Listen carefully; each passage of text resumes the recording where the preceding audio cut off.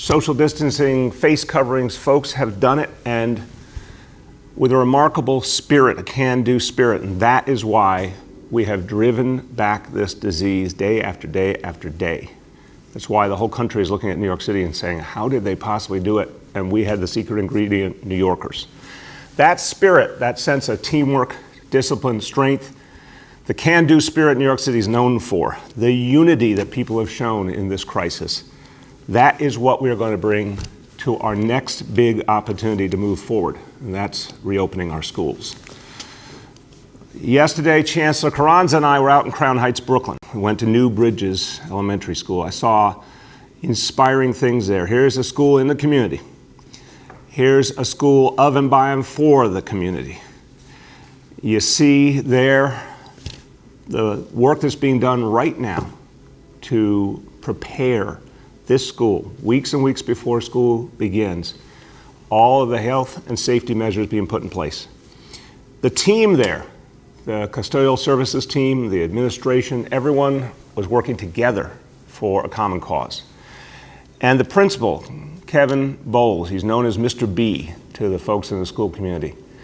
He said amazing things. You see him right there. He said he has been running previously one of our regional enrichment centers. These were the centers set up for the kids of essential workers. In the middle of the crisis, March, April, May, he said in his center, people worked together. Kids did wear their masks consistently. There was distancing, there was cleaning. He said there was not a single new COVID case in that center. And we'll talk about during the worst weeks of this crisis. And then one of his colleagues, Maya Wilson, who is the culture coordinator for the school. She's someone who loves the kids, loves the community. She's been working all summer. And Mr. B said, you know, a lot of these members of the team, they wouldn't normally work all summer. They've chosen to do this. So I turned to Maya, I said, Maya, you gave up your summer to do this work to get ready for kids to come back to school. I said, why? Why did you make that sacrifice? She said the simplest answer, the most powerful answer. She said, because our families are worth it. Our families are worth it. That is the spirit the Chancellor and I, everybody at the DOE is bringing to this endeavor. We work for the parents and the kids of New York City, and we owe it to them to get it right, and we will. So everyone is working together to make sure the PPEs are in place, the signage, the cleaning, the disinfecting, you name it. That work is going on literally every single day.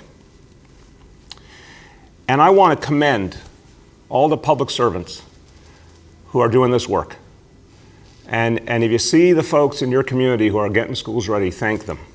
Whether it's a principal, a teacher, someone from custodial services, someone from school construction authority, unsung heroes in this effort, thank them. They're public servants who are doing exactly what every one of us would want them to do. They're showing up and they're getting things done for our kids. That is what is going to move us forward. And I saw the dedication of our educators throughout this crisis. I know people choose that profession because they love kids. And here's going to be a moment to bring back our schools and address what everyone's been through. It's been tough. We've talked before about the trauma that kids have gone through. It's been tough for so many kids, and being at home with their families and their communities, they haven't had the support they normally get in school. They haven't had the mentors. They haven't had the guidance. They haven't had the educators helping them stay on track. And a lot of them haven't been able to see their friends. And we need to help our kids begin the pathway to life coming back to normal. We need to support them. They've already lost so much. We need to be there for them and help them move forward. And we can, because this city's really fought back this disease. And that's what matters. That's the foundation of all things. So what today we're doing is making very clear to parents, to students, to educators, to staff, that this effort to get schools ready is moving forward every single day. We're throwing everything we got at it. And here is a pledge, putting this out today, back to school pledge.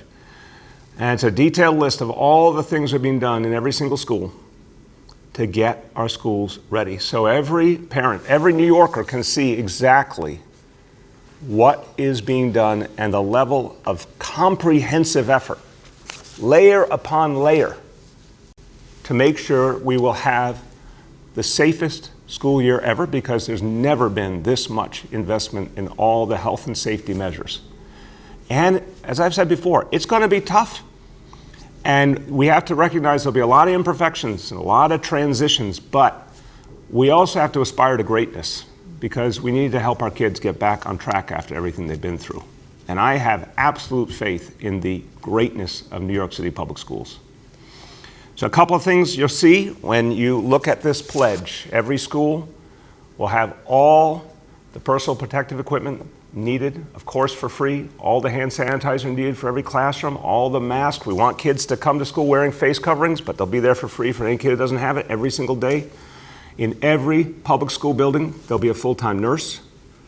Every school will be cleaned every day after school and during the day in many ways as well, and the electrostatic cleaning. This is the cutting-edge technology to address the coronavirus. Every school will have it. So we are going to work in a spirit of trust and unity to get this done. And the person who's leading the way, and with tremendous positive energy and spirit as always, is our Chancellor, Richard Carranza. Thank you, Mr. Mayor. I want to echo your sentiments on Mr. B and New Bridges yesterday for a moment.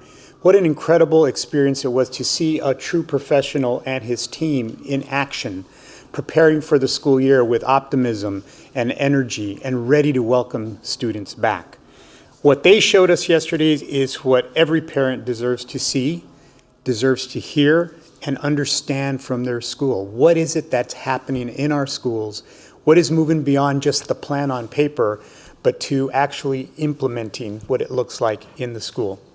What PPE and cleaning supplies are available? We saw that yesterday. How will desks be organized, maintaining social distancing? We saw that yesterday. What are the new rules to keep us safe? We heard about them yesterday. And that's our pledge to the families of New York City, to make sure that they know what this year will be like, not in the abstract, but the firm details. We're a few weeks away from the first day of school, and PPE deliveries are happening every day as we speak. Families are getting their schedules and schools are organizing their classrooms. We saw the PPE deliveries yesterday at New Bridges. And that's going to continue to happen every single day. I know how overwhelming this may feel, but I want to reiterate something that the mayor has said and that I also have said, that if it's not safe, we won't reopen. I know how overwhelming it is, and so much will be different this year, but so much will also be the same, that a child's school is a safe place, a welcoming place, a place to learn and to grow. Schools will be in session 5 days a week, no matter where the students are, whether they're in person or they're remote learning. Our vision for the fall is a safe, strong, and supportive vision for every one of our students. And to families, I'm going to ask you, please, as partners, start preparing our children now for what this new fall will look like. Wearing of masks, social distancing, making sure that they know their supplies are their supplies, understanding that just because they can't hug the other children doesn't mean that they're not friends. It just means they're looking out for them as they're looking out for each other. So again, more information will be coming, and our Back to School pledge is our commitment to what we have promised for a safe, secure, healthy start to the school year. Thank you, Richard, so much. Look, everybody, you hear the heart in the voice of our chancellor. One of the things I said when I became mayor is that we would have chancellors who were educators. And Chancellor Carranza has been a teacher and a principal and a superintendent all the way up to the chancellor of the biggest school system in the country. He also is a parent, and he thinks like a parent. So I want to be clear, I think like a parent every single day as well. We are going to make sure these schools are safe and ready. And if we don't think they're safe and ready, they won't be open. But right now, look what you see, tremendous preparation, and the health situation in the city continues to get better because of your hard work. So we're going to move forward together on the countdown to the opening of our schools. There's another important countdown I want to talk about today, and this one is worth so much to this city. We got to pay attention now. Only 41 days left to the census deadline.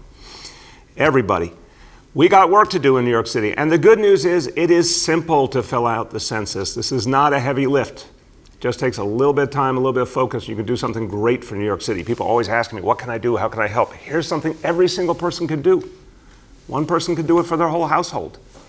But right now, the New York City census response rate is 56.2%. So we're a little over halfway there. Now, I want to be clear. Imagine for a moment this was the end of the process today and we were only at 56.2%. Well, that would suggest we get about half the representation we deserve in Washington. That would suggest we get about half the funding we deserve for education, for transportation, for affordable housing from Washington. I don't think there's any New Yorker who wants half a loaf and wants to lose our fair share. So let's be clear, we have work to do, and everyone's a part of it. Now, we're going all out. September 30 is our deadline. We're going to throw everything we got at it, at the grassroots. But I want to make a clear statement today. The census, this is part of, literally, it's in the U.S. Constitution. This is something that happens every 10 years. It is the law. It must happen, and we need to honor it. So I want to talk about our census workers who are going out into apartment buildings all over the city, and we're hearing some reports that they're being denied access, and that's not appropriate, and that's not what we're going to allow in this city. If a property manager, a building owner, a co-op or condo board, if anyone doesn't allow the census personnel in, and that means we are not going to get our fair share of funding or representation, that's absolutely unacceptable. So we have been in touch officially with the Real Estate Board of New York, with the Association of Co-ops, with the condo boards of the city. And we're putting this notice up around the city and at buildings that need to see it, reminding them that the census is the law and we must give access to census workers so they can complete this vital mission. Okay, now, that outreach I talked about.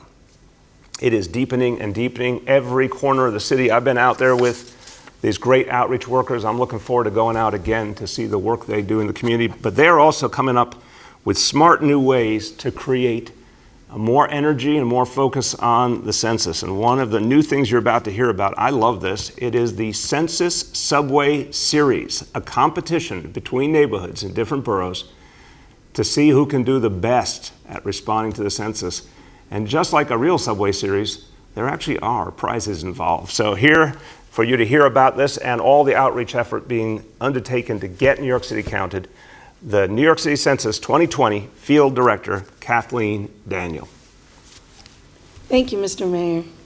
Good morning. So this wouldn't be New York City without a Subway Series, and we are neighborhood proud around this city. So we're pitting Jamaica, Queens in the county of Queens against Canarsie, Brooklyn in the county of Kings. Let's see who gets to keep their crown. We'll see who does the census the most and has the highest spike in numbers between Queens and Brooklyn. That's Jamaica and Canarsie. So let's get it done, everyone. So in this coming week, go online to my2020census.gov or pick up the phone, dial 844-330-2020 and get the census done. We're watching. We're looking at these numbers every single day, and we will see who maintains their crown between the royal boroughs.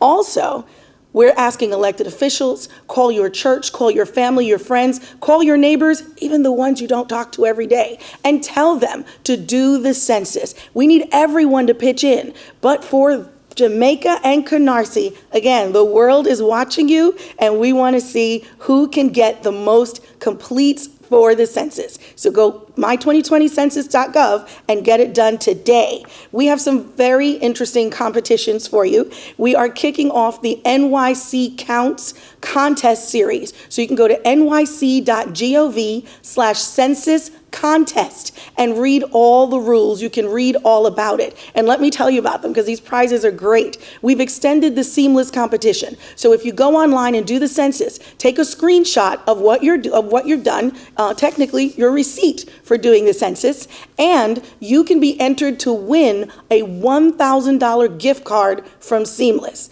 No, you won't have to cook for a couple of nights. So please go online and get the census done. There are also some other tremendous competitions. We have 25 New Yorkers are going to win a membership to MoMA, the Museum of Modern Art, as well as a membership to MoMA PS1.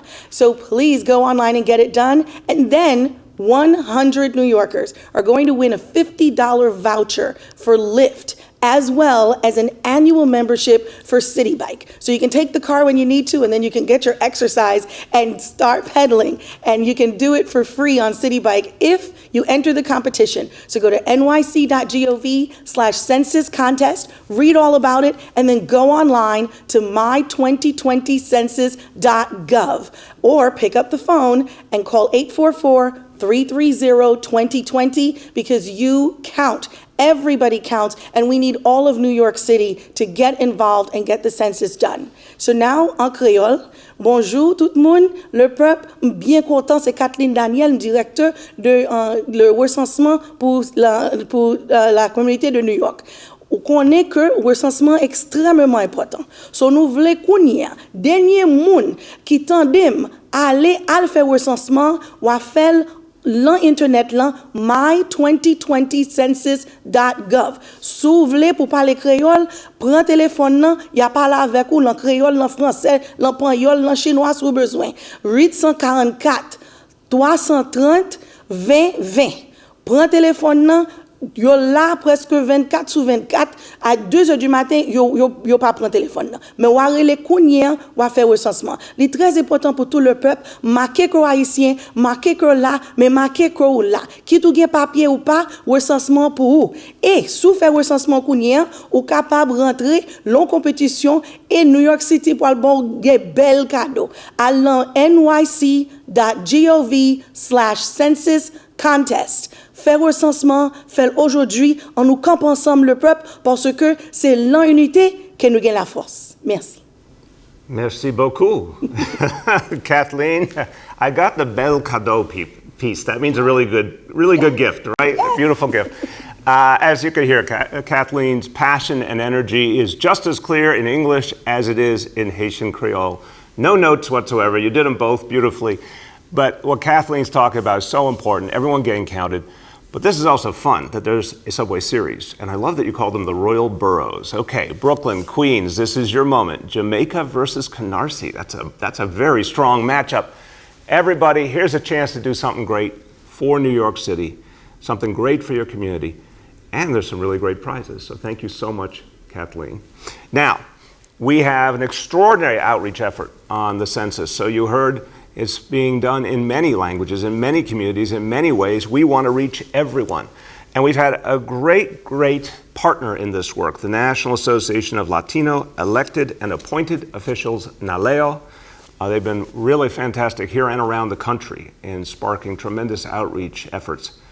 And the Latino community must be counted. There have been too many voices over the last few years in this country trying to count out Latinos, trying to in so many ways denigrate this community that is so much of the future of New York City and America. And we will not allow that. We will fight back. And the way to fight back is to get counted. So here, to hear about the outreach efforts en español, Juan Rosa, Northeast Director of Civic Engagement for NALEO.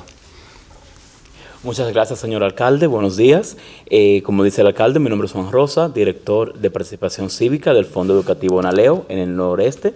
NALEO es la organización sin fines de lucro y no partidista líder en el país que promueve la participación de la comunidad latina en el proceso político estadounidense, desde la ciudadanía hasta el servicio público.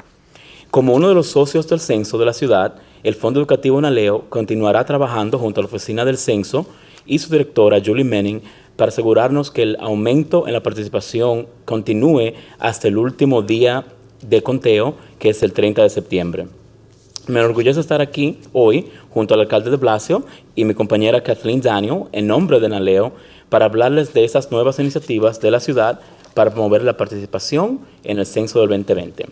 Primero, la ciudad está promoviendo una serie del subway, una serie del metro, para hacer una competencia entre dos vecindarios cada semana. Esa semana le toca a los vecindarios de Canarsie en Brooklyn y Jamaica en Queens, y vamos a ver cuál de los vecindarios tiene la participación más alta al final de la semana. Pero también se pueden ganar unos premios muy interesantes con la serie de concursos NYC Counts o la ciudad de Nueva York cuenta. Todos los neoyorquinos que completen el censo a partir de este lunes y presenten una foto de haberlo completado son elegibles para participar en estos concursos. Los premios son los siguientes. 6 neoyorquinos van a ganar 6 tarjetas de regalo de Seamless por un valor de $1,000. Así que puede disfrutar comida de sus restaurantes favoritos con un valor de $1,000. También 100 neoyorquinos ganarán unos vales de crédito para Lyft de $50 y una membresía anual para City Bike. Y también podrían ganar membresías anuales para el Museo de Arte Moderno con un valor de $200 cada una, para disfrutar de los museos MoMA y MoMA PS1. Se ofrecerán 25 membresías en total, 5 tarjetas por cada condado. Si aún no ha llenado el formulario del censo y desea participar en este concurso, primero revise las reglas visitando el sitio web Nyc Gov Census Contest o nyc.gov/Census Contest, y luego complete su censo por internet en el sitio web mi2020census.gov o por teléfono en español llamando al 844-468-2020. De nuevo, 844-468-2020. De nuevo, en español. Los censistas ya están en las puertas. Si usted ve un censista que está tocando o llamando en la puerta de su edificio, por favor, déjelo entrar. Los censistas son bien entrenados y han sido examinados a fondo por el Departamento del Censo. Si ve un censista en su puerta, por favor, déjalo entrar. Si llegan a su puerta, por favor, hable con ellos. De nuevo, están bien entrenados y están bien examinados por el Departamento del Censo.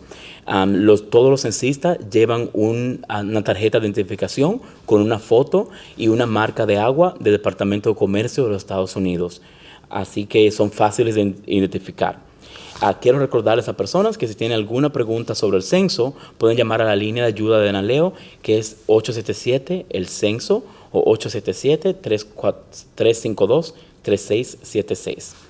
Quiero agradecer nuevamente al alcalde de Blasio, a Kathleen y a la directora Julie Manning por estos últimos esfuerzos y por todo lo que la ciudad ha hecho para asegurar un conteo completo de todos los residentes. Gracias. Muchísimas gracias. Gracias. Juan and Kathleen, thank you both for the incredible work that you're doing. And everyone, this is so important. I'm going to say one more thing. This is for 10 whole years, a decade. The census happens once a decade. And the results, when it's final, it's final. And then we live with the results. We want to live with really good results for New York City. We want to get our fair share of funding. We want to get our fair representation in Washington. Let's do this together. Let's make the impact we need to right now to protect the future of this city. All right, let's talk about our indicators. Okay, number 1, daily number of people admitted to New York City hospitals for suspected COVID-19. Threshold 200 patients, today's report 77.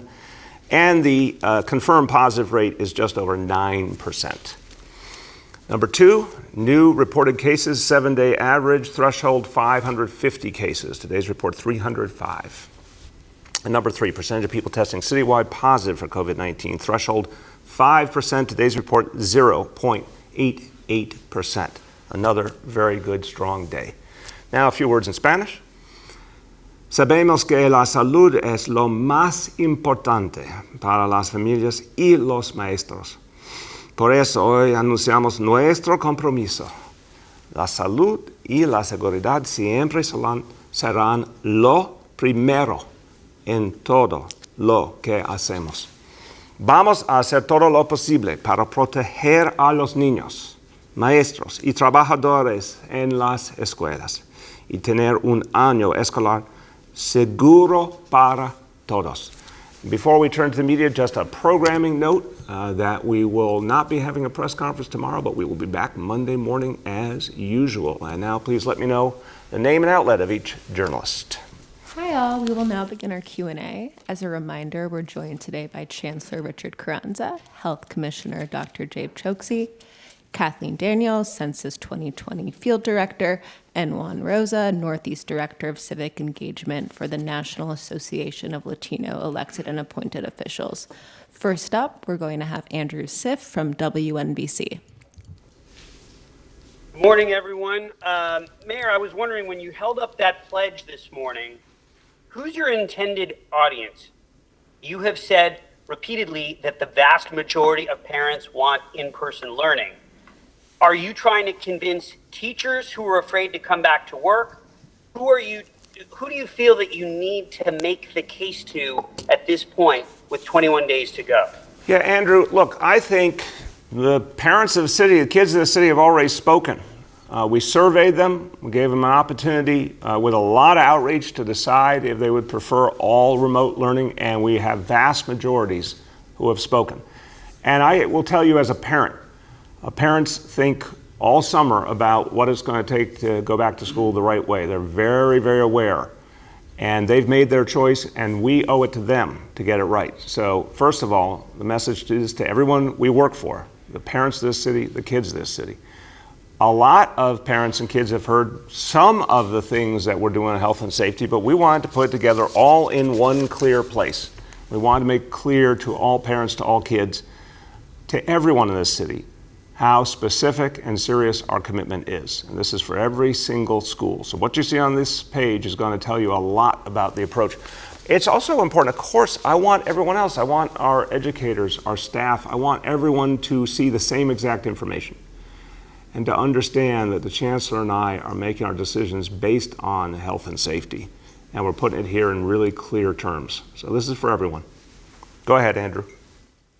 Councilmember Brad Lander and some parents and other groups today are planning to really step up their call for as much outdoor learning as possible. I know you've talked about weather worries with regard to this topic, but have you and the Chancellor taken any proactive steps to set up any outdoor space for learning anywhere? Sure. Look, I think for all the elected officials, parents, everyone who's been saying, let's maximize outdoors, we agree. We'll have a lot more to say about this in the next few days. And yes, we are helping and supporting schools that want to go in that direction. But we're going to talk about the way to approach it citywide. But the weather is still the weather, Andrew. I want to be clear. There's a lot we can do with outdoors, and there's some things we can't do. And we always need a fallback for any outdoor option because of weather. But yeah, we're going to work with every school community to maximize outdoor use. Next up, we have Henry from Bloomberg. Hello, Mr. Mayor. How are you doing? Good, Henry. How are you? I'm good. My question has to do with the enforcement of these checkpoints.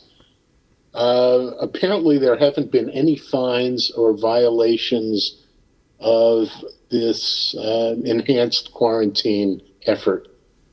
Why do you think that is? I think it's like so many other things. It's a great question, Henry. So many times we start an enforcement effort with education and giving people a chance to get acclimated. And, really, especially in a crisis like this, we do believe a lot of people understand this is literally life and death to get this right. And it's about stopping this disease. So there's a high level of motivation out there for people to get this right. But I think the education has now happened. The procedures are now in place to do a lot more enforcement, and we're now going to be in a position, if we need to give fines, we will. I don't want to give anyone a fine, but if we have to, you'll start to see fines. Go ahead. Okay, it's just surprising that with all of these people who are being stopped, no one would be fined or no one would be found in violation. My second question goes back to what I asked yesterday, which is why can't the city give us a 7-day rolling average, zip code by zip code, of where the infection rates are locally, hyper-locally? Yeah, and I'll let our Health Commissioner, Dave Choksi, speak to that. Again, I think Dave said that is what we are doing or going to be doing. It's very important for people to see the information and the 7-day average. I appreciate you pointing that out. One of the things we want to emphasize is the 7-day average is a clearer way of understanding things. And we're trying to do that in a lot of things, including the new case numbers and the way we're looking at that 3% threshold around schools. Go ahead, Dave. Speak to that zip code by zip code, the information we'll be putting up online. Thank you, sir, and thank you for the good question. We do have zip code by zip code data for the last 4 weeks, the most recent 4 weeks, broken down by week. That includes not just the infection rate, but also our testing rates and some other information. So the different ways of slicing the data are important because they help us answer questions. And together with the indicators that the mayor reports out on every day, we have a good comprehensive picture of what's happening with the coronavirus in New York City. Good. So, Dave, you think you should follow up in your team to make sure Henry gets that information he's looking for? Go ahead. Next up, I'd be happy to. Thank you. Next up, we have Louise from New York Old. Good morning, Mr. Mayor. How are you? Good, Luis. How are you? Pretty good. The other day, you said your executive order would be part of a series of stepped-up actions. Any chance you could elaborate on what those might be? Can you give us a hint if you can't tell us outright what they are? There's more coming for sure. Look, I think it refers back to the question Andrew said. I mean, we now need to go into the phase of greater enforcement when it comes to, Luis, I want to make sure we're saying the same thing. You're talking about quarantine, right? Yes, sir. Yeah, that, again, it was a brand new thing. When the state made this decision, it was absolutely the right decision to say we have a series of states around this country that unfortunately are really in trouble when it comes to the coronavirus. We have to have people quarantined if they come from those states or if our own people go out and visit those states.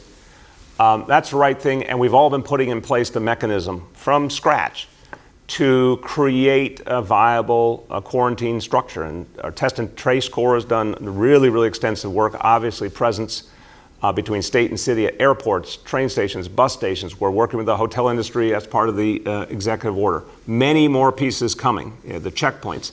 But there will be more enforcement, and we're going to deepen the effort to get every part of the private sector that works with people traveling to be a part of this and to help us on the front end to make sure that people are signing up those forms. Look, the best of all worlds is for someone to have filled out that form before they even come through the border into the 5 boroughs. So that's what we're moving towards, but we'll have a lot more to say on that in the next few days. Thank you for that answer. That same day, Dr. Varma stated that 15 to 20% of all cases in New York City occurred in people who traveled outside of New York City. Might data be available about these people? I mean, regarding their mode of transportation, whether travel was for business or other purposes, were these families or individuals, anything along those lines? Yeah, that's a great question. So first of all, we'd be happy to give you some of the data we have so far. I'll have the team follow up. It's initial data, obviously. This is still very new, and it's imperfect data because we're still perfecting the ways to track each and every person who comes here. But I think a couple of things, and Dave will join in.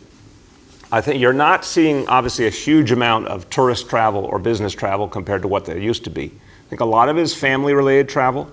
I think a lot of it, more than we would have expected, was New Yorkers going out to see family elsewhere and coming back.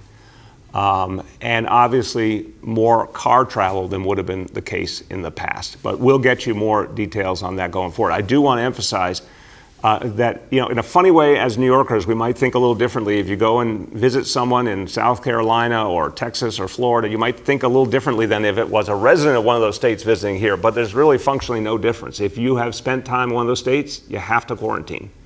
If you don't want to quarantine, honestly, don't go visit those states. It's pretty straightforward in the middle of this crisis. Dave, you want to add on what we're seeing? Sir, I think you covered it. I don't have anything to add. All right, thank you. Next up, we have Marla from WCBS Radio. Good morning, Mr. Mayor. I wanted to talk to you a little bit about the FDNY EMS potential layoffs. It drew a scathing response from the union, who warned of longer 911 emergency response times. We just got off the phone with the union president, who says they are having trouble with response times now, and with a possible second wave of coronavirus coming, the response times will be even worse. Do you have to lay people off in this very vital sector of the city? Marla, it's a really important question. So I'm going to take a moment to frame this. We don't want to lay off anyone. Let's start at the beginning. We don't want to lay off a single city worker, because city workers do such important work for their fellow New Yorkers, and because we don't want to see another person unemployed in a city that's had so much unemployment last few months. So I don't want to see this happen. I have told all New Yorkers that we're getting to a point where we're starting to run out of options. We all hoped and prayed for a federal stimulus. We haven't seen it. Federal stimulus could save the day here. We should keep fighting for it. The state could do so much to give us the borrowing authority. Long-term borrowing would solve this instantly. And I continue to appeal to the state, and we're having conversations with state leaders on this point constantly. The unions have been good partners. We're looking for savings. The union you spoke to and every other union can help us find alternative savings so we don't have to do layoffs. There's many ways to solve this, but if we don't get one of those solutions, we must find $1 billion. We have, unfortunately, a clock running. October 1st is when layoffs will happen. The approximate number is 22,000. Every agency is going to be offered different options if they have other ways of saving money. We want to hear them, because we're looking for every way to avert layoffs. But what we can't do is act like we have money when we don't have it. So my job is, of course, to protect everyone in this city. We're going to make our decisions with that in mind. But we also have to deal with a reality that is really painful, and try to find one of these other solutions so we can avert these layoffs. And my second question is directed toward Chancellor Carranza. You warned of 9,000 layoffs at the DOE if the state decides to hold aid to schools, and say this is game over for in-classroom learning. Can you expand upon that and tell us a little bit about game over? So, as the mayor has talked about, we are in a fiscal crisis, and no one wants anyone laid off as we look to come back to in-person learning, especially with less children in each classroom, which requires more staff. Obviously, any potential layoffs would impact our ability to do that in person. Again, this is not something that we want. This is not something that we should even be dealing with at this time. And as the mayor has said, there are other ways of dealing with this particular dilemma.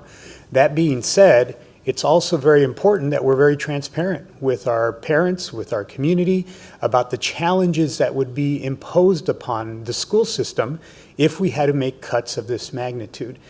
So I just don't think it defies credibility to say that a significant impact, financial impact, would not impact what we do in terms of in-person learning. Yeah, Marla, one other point. I really want, I think everyone really hates to think about layoffs. I hate to think about layoffs, but I need people to understand a layoff is a pretty permanent action. I mean, it's, could you one day hire people back? Yeah, but let's be clear, our fiscal situation is bad now, and it probably gets worse next year. So as we strive for stimulus funding, for long-term borrowing authority from Albany, for the unions to work with us to find alternative savings, I need everyone to understand, this is not a furlough. We've got to be clear. A layoff is a permanent action. And you're talking about having thousands and thousands of fewer employees in a lot of agencies. It will change the nature of the city for the long term. And that's why we want to work so hard to avert it. Next up, we have Gersh from Streets Blog. Hello, Mr. Mayor and everyone on the call. How are you? Hey, Gersh, how's it going? It's hard to tell. Every day is the same. Anyway, over the weekend... Gersh, that was a deep observation. I am very deep. I wake up and go to bed, and every day is the same. Anyway, over the weekend, New York One reported that some Surface Transportation Committee members are disappointed by your response to their recommendations. Now, in the past, you have told us that you are in fact considering some of their recommendations, including HOV lanes and taking traffic enforcement away from the NYPD, et cetera.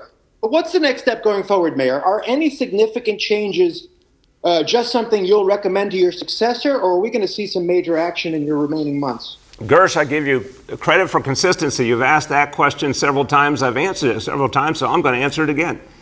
There needs to be consistency in looking at the facts, in my view.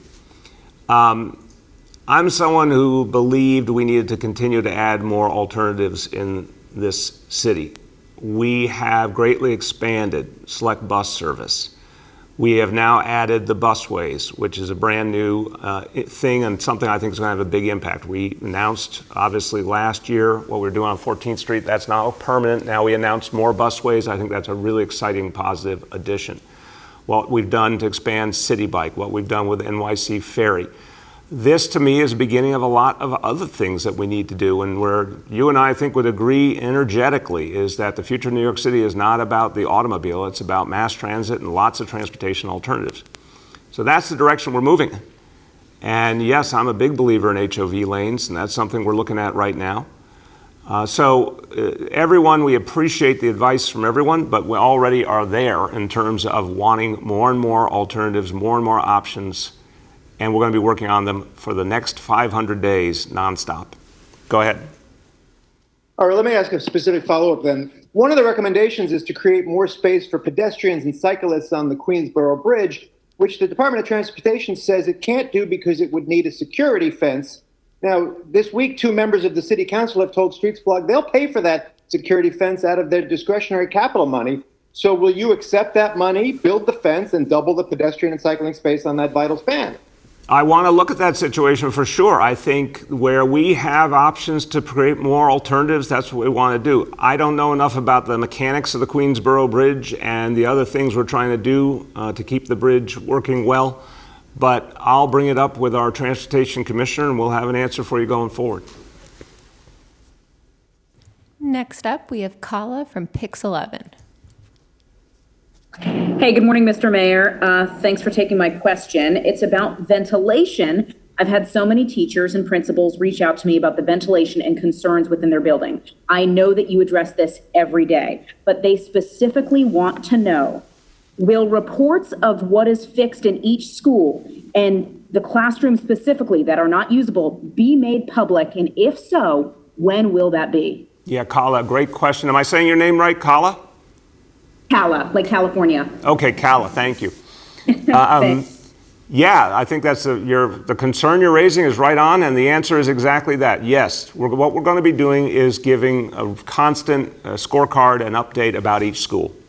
And a lot of work has happened over the summer to get the schools ready, and now it's time to start showing people the results of that work. Interesting thing, Kala, is some of it is more advanced and technological. Some of it's really old school.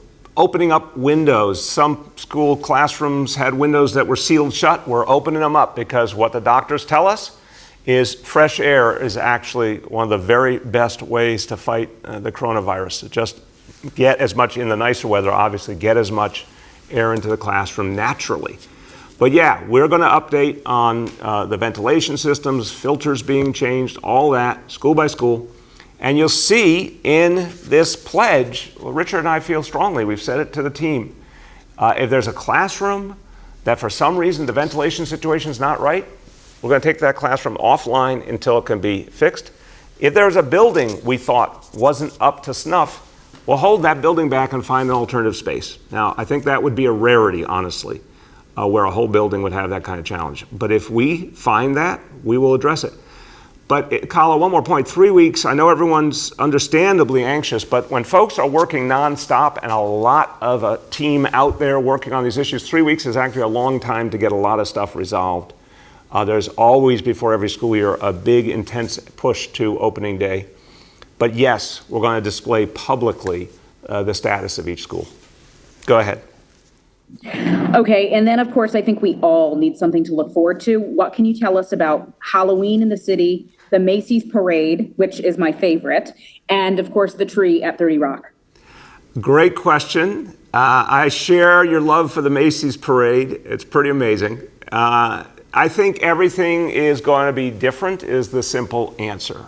Each one is going to have different versions of what they do. We'll get you more details. I think some is going to be virtual. There might be some small in-person pieces, spread out pieces. It's not going to look at all, of course, like what we are used to.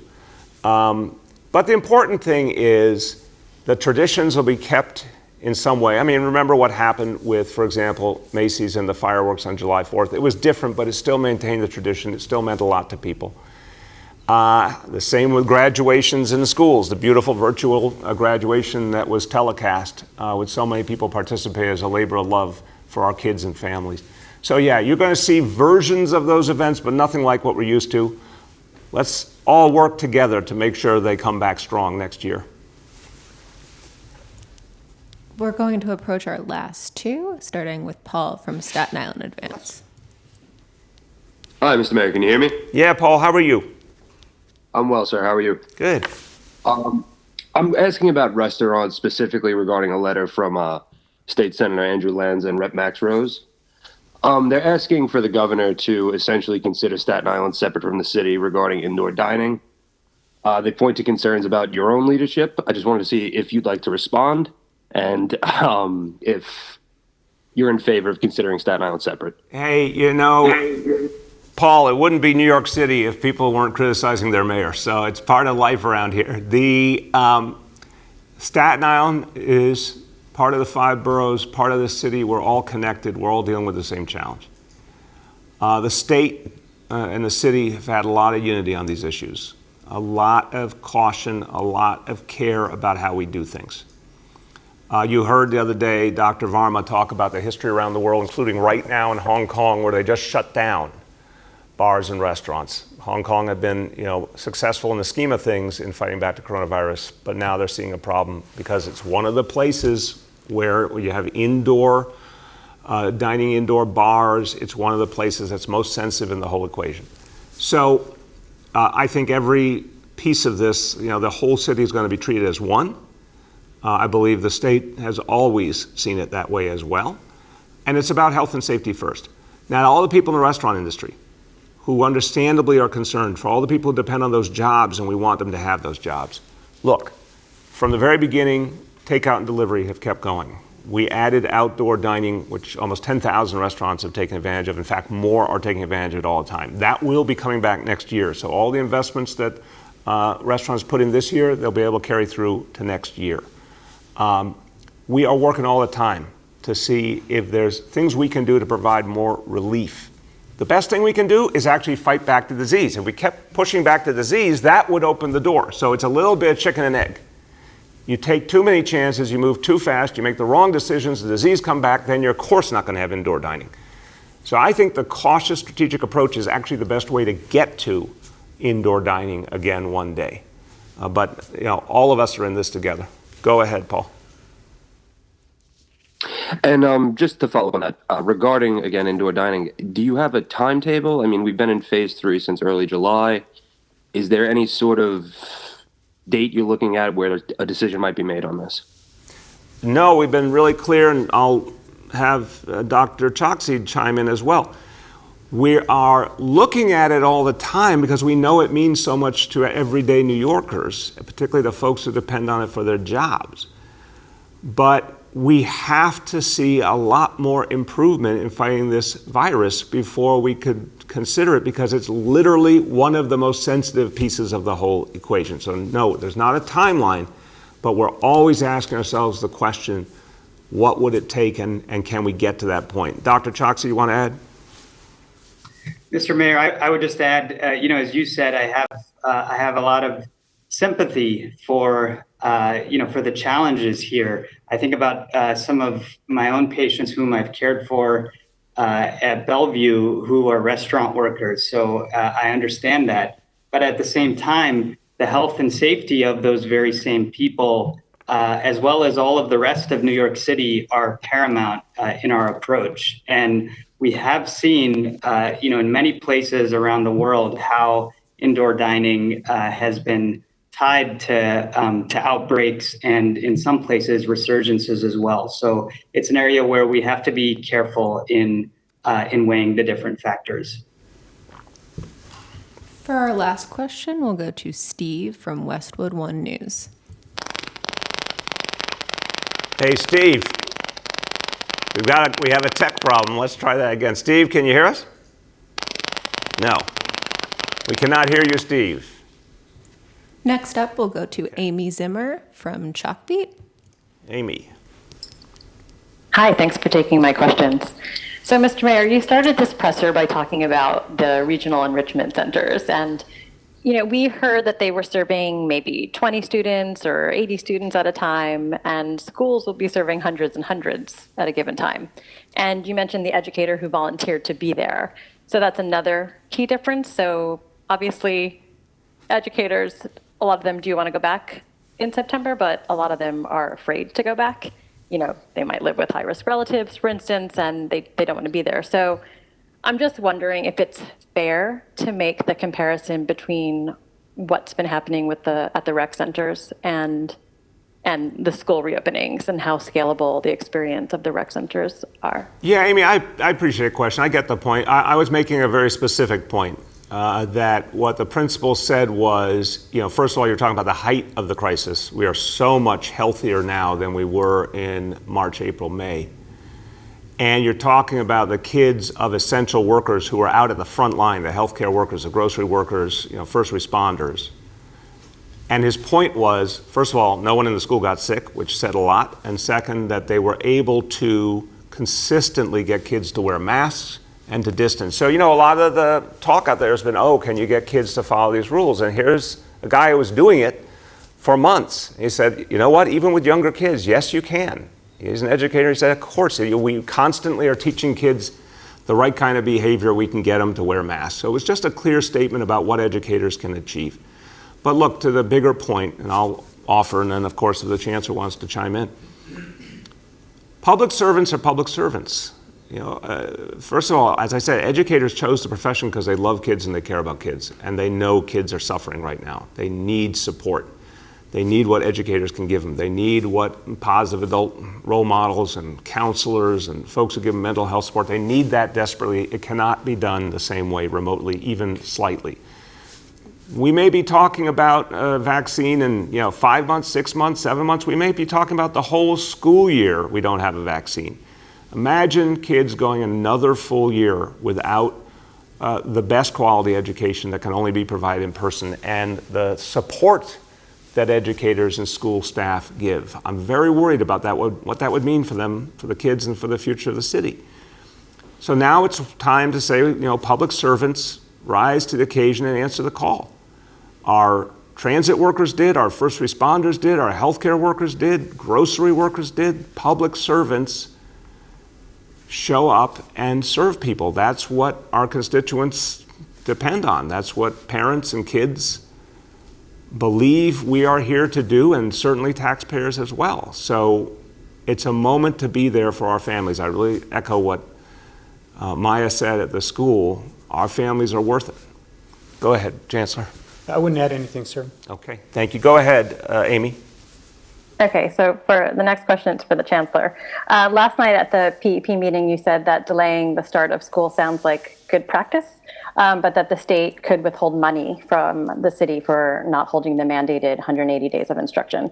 So it's our understanding from NYC guidance that districts can request a waiver for this requirement. And we just wanted to know, has New York City requested a waiver or is considering to do so? So then the city could delay the start of school. So yes, last night what I was talking about is that the more time we have with educators and to practice the safety protocols, to set up classrooms, that's always good practice. That was really the context of my comments. We are in conversations with the state education department. I've also been meeting with the other superintendents of the Big Five school districts in New York State. And we're also collaborating around what that's going to look like. So there are active conversations about what that could be. But again, nothing definitive yet. We'll have more to say as soon as we have some more definitive information. Okay, as we wrap up today, everyone, I just want to finish where I began. Extraordinary unity, teamwork, spirit, sense of purpose has pervaded this city over the last 6 months. And that's why we have made the progress we've made on healthcare. We're going to bring that same indomitable spirit, that New York spirit, to the work of opening our schools safely, opening our schools in a way that really supports our kids and families. That's what we're all going to do together. And I have a lot of faith in our educators. I have a lot of faith in our school staff. They know how important it is to be there for our families. In the end, think about it. When we support our kids, when we really give them what they deserve, we build the future of the city. There's been so much talk in the last months, rightfully, about the disparities that have been clear in this crisis.